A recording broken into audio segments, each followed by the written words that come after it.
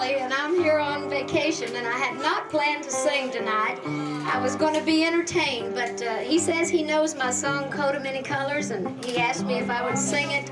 And I thank all of you for being fans, and I'm having a great time here. So we don't know how we're going to sound because this is a first for both of us, but this is a song I wrote that's a true story from my own life, and I'm sure a lot of you folks can relate to it.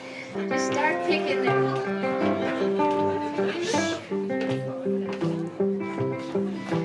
back through the years, I go wandering once again, back to the seasons of my youth. I do recall a box of rags that someone gave us, and how my mama put the rags to use. Now there were rags of many colors, but every piece was small, and I didn't have a coat, and it was way down in the fall. So Mama sewed the rags together.